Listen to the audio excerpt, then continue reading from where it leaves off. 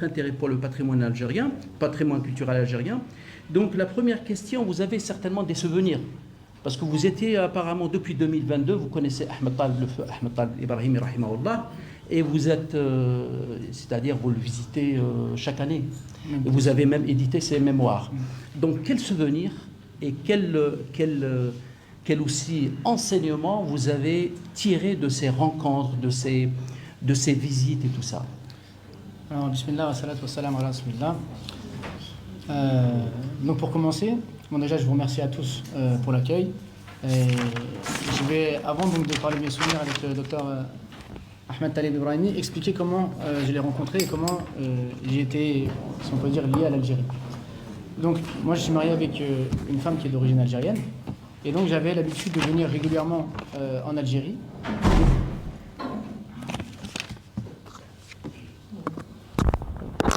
J'avais l'habitude de venir régulièrement en Algérie depuis 2005, mais sans vraiment connaître l'Algérie de manière profonde. Et en France, au vu de la situation politique, j'ai commencé dans les alentours de 2015 à lire des livres qui parlent donc de politique, de sociologie, et j'ai découvert l'histoire de l'Algérie sous un autre angle. C'est-à-dire j'ai découvert l'histoire de la colonisation, j'ai découvert la manière dont l'association des ulama, Ibn Badiz, Bachir Ebrahimi ont mobilisé l'éducation pour pouvoir préserver l'identité. J'ai découvert la manière dont Malik Ben Nabi a analysé la colonisabilité, a porté des réflexions profondes sur le rôle du musulman, et ça m'a fortement inspiré. Et de là, donc, j'ai commencé à m'intéresser en détail à l'héritage d'Ibn Badiz, de Bachir Ebrahimi, mais aussi de Malik Ben Nabi, et bien sûr à l'histoire de l'Algérie en général. Et en revenant donc en Algérie, je ne voyais plus l'Algérie de la même manière, je ne voyais plus les villes et les monuments de l'Algérie de la même manière, parce que je voyais en fait comme un musée à ciel ouvert et une histoire qui était grandiose devant mes yeux que je ne voyais pas auparavant. Et en tant que libraire et éditeur, j'ai voulu faire connaître à l'ensemble donc, des musulmans de France, mais pas que, même les personnes qui ne sont pas musulmanes, l'histoire de l'Algérie et l'histoire de ces grands hommes, parce que j'ai trouvé qu'elle était inspirante et qu'elle permet donc de trouver une motivation pour participer nous aussi à l'histoire. Et c'est là qu'en rééditant ou en éditant certains livres donc, sur Ibn Badiz, sur l'association des ulama ou bien des ouvrages de Malik Ben Nabi, j'ai rencontré donc des personnes qui étaient liées à Dr Ahmed Talib Ibrahimi et qui m'ont proposé de venir en Algérie pour le rencontrer. Et donc la première rencontre a eu lieu en mai 2022 où il m'a invité chez lui. Et lorsque je suis rentré, il m'a accueilli comme un frère et il m'a dit « Il n'y a pas de lien entre toi et moi. Tu es français, je suis algérien. Tu es jeune, moi je suis âgé. Tu habites à Paris, j'habite à Alger. La seule chose qui nous réunit, c'est le fait que tu es un militant. » Et ensuite, on a discuté longuement pendant des heures où il m'a parlé de son père, de son histoire, de l'engagement de son père. Et ça m'a beaucoup touché. Et j'ai trouvé un homme qui était droit, qui était simple, qui était digne, et qui, malgré le rang qu'il avait eu dans l'histoire, et moi qui suis un simple jeune, mais il m'a accueilli comme si j'étais une personnalité importante et il m'a livré tous ses secrets. Et à force, à chaque fois, je venais spécialement en Algérie pour pouvoir passer du temps avec lui, pour pouvoir apprendre de lui, apprendre de son exemple, comprendre mieux l'histoire de l'Algérie, comprendre mieux le sacrifice de Cheikh Bachir Ebrahimi. Et ça m'a montré en fait à quel point, avec l'éducation, on peut changer les choses. Qu'avec un peu de science, on peut générer beaucoup de conscience et préserver l'identité. Et nous, en France, on est dans une situation qui ressemble à certains égards à ce que l'Algérie a vécu, dans le sens que on a une identité musulmane qui est souvent pointée du doigt, et donc on doit réfléchir à la manière de pouvoir préserver l'identité, valoriser donc notre religion, tout en étant non pas en confrontation avec la société dans laquelle on vit, mais en devenant une force de proposition.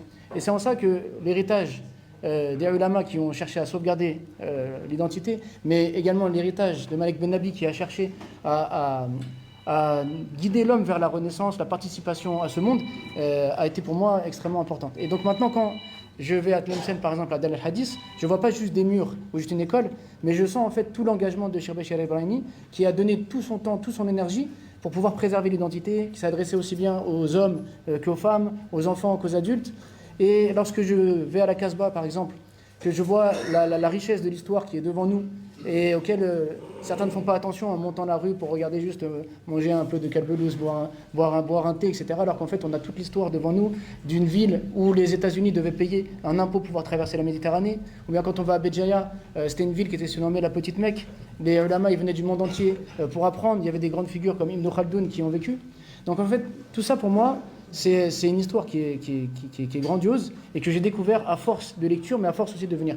Et aussi ce qui m'a bouleversé en Algérie, c'est la facilité de rencontre avec les gens.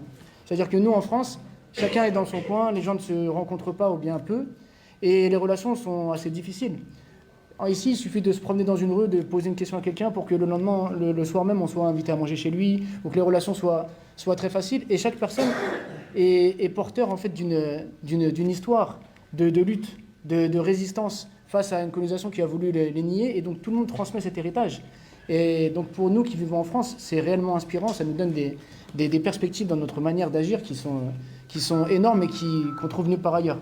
Et ce que je trouve en fait aussi très très fort en Algérie, c'est que une fois que l'Algérie est devenue indépendante, après tous ces sacrifices, elle a continué de soutenir les pays qui étaient en lutte, que ce soit les pays africains, etc. Et jusqu'à aujourd'hui, c'est le pays qui soutient le plus la Palestine.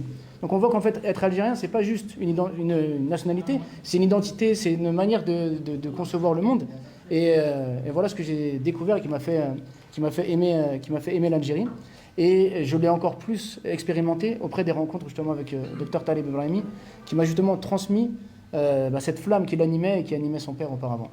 Et c'est ce qui rend notre patrimoine culturel algérien si important et si essentiel pour la compréhension de notre histoire, de notre identité. Exactement. Voilà. Et surtout, c'est un patrimoine qui n'est... Parce que j'ai voyagé dans beaucoup de pays, et le patrimoine, généralement, c'est des musées dans lesquels les gens se promènent, regardent un petit peu l'histoire et rentrent chez eux. Mais ici, c'est un patrimoine qui est vivant. C'est un patrimoine qui anime encore les gens, et ça se voit dans le soutien pour la Palestine, ça se voit dans les idées qui sont véhiculées dans la société, où les gens sont fiers en fait de leur patrimoine. Et une parole que me disait Dr Taleb Ibrahimi, il me disait: un pays dont le sol a été arrosé par le sang des martyrs, c'est un pays qui est promis à un avenir qui est grandiose. Et ça, en fait, on le ressent quand on est ici. On sent que tout le monde est conscient du sacrifice qu'il y a dû avoir, et un sacrifice qui est, au départ, par le savoir, pour préserver l'identité, donc libérer les esprits, et ensuite qui a conduit à la libération des corps. Et ça, on le trouve, pour moi, nulle part ailleurs. En tout cas, c'est ici que je l'ai rencontré de manière très vivante, et pas juste un patrimoine comme ça, d'un musée que l'on visite et qui ne nous impacte pas, mais quelque chose qui vraiment est inspirant pour nos actions au quotidien. Très bien. Donc avant de passer à la deuxième question, je voudrais juste résumer,